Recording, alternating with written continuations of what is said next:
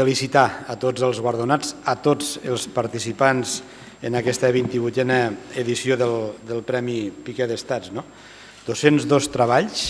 no és qualsevol cosa, ens dona referència de la qualitat i de la receptivitat que té el premi com a tal i, per tant, en aquest sentit, fer-ne referència, agrair-los a tots aquells que van decidir participar amb treballs seus en aquest premi, un premi prestigiós que té, més enllà de majoria d'edat, aquesta alta qualificació que li dona el resultat anual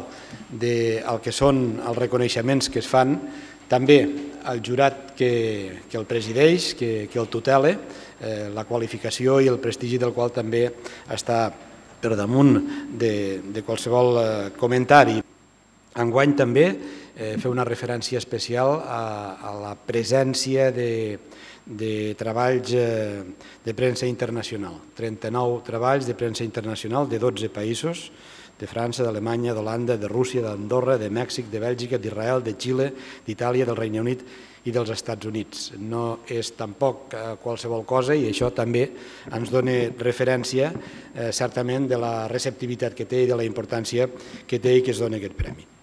Al final dels comentaris que hem sentit de tots els guardonats i de tots els premiats, més enllà de conèixer i reconèixer això que és una oferta clarament turística, una oferta vinculada a la natura, al patrimoni, a la cultura, a la gastronomia, als costums i també a les tradicions de tot aquest territori, de tots aquests pobles, hi ha un fil conductor que tots vosaltres heu anat comentant i heu anat deixant, incorporant en els vostres missatges, en els vostres discursos. Un fil conductor que acaben sent les persones. Les persones d'aquest territori, un territori excepcional, s'ha dit, en patrimoni natural, en patrimoni arquitectònic, en patrimoni gastronòmic, en la cultura, en les tradicions, en els costums, en la manera de fer i de ser. Però sobretot perquè tot això és possible i és una realitat gràcies a que hi ha persones. Hi ha persones que hi són avui, que representen perquè res passa, perquè sí a la vida i allà on som és perquè algú ens hi ha acompanyat, que representen també el tarannà de moltíssims avantpassats, alguns que encara hi són, generacions properes, però d'altres que ja no hi són, i que aquella manera de fer i d'entendre aquesta vida ha portat a que siguem així.